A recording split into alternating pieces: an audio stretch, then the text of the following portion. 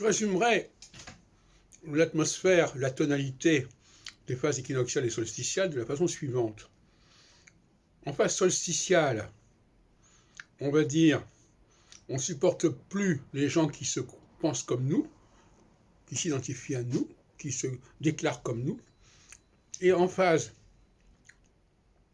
équinoxiale, on ne supporte plus les gens qui ne se considèrent pas comme nous.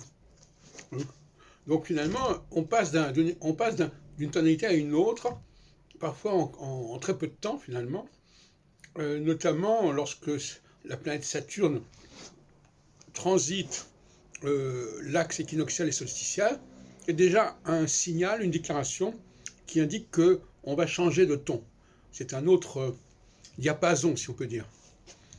Et donc il faut être très attentif à ce moment-là, parce qu'il y a des choses qui se disent et qui sont marquantes, même si elles ne sont que des prémices, parce que le moment plus fort, ça sera au milieu de la phase, c'est-à-dire au bout de 3 ans et demi.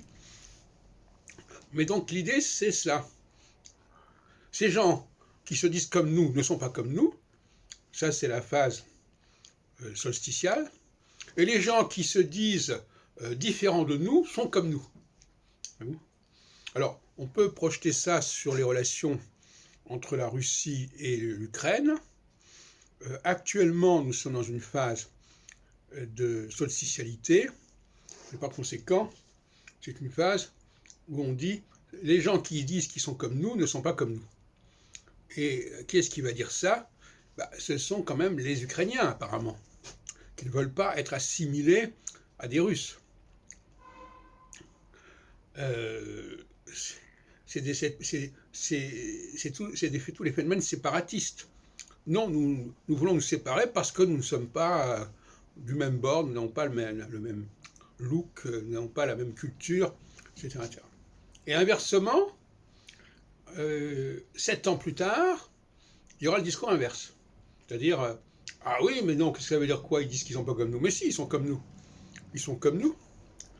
Et c'est un discours assimilationniste qui nie le droit d'être différent, le droit à la différence. Et c'est cette espèce de dialectique constante, de mouvement dans un sens, dans l'autre, qui est caractéristique.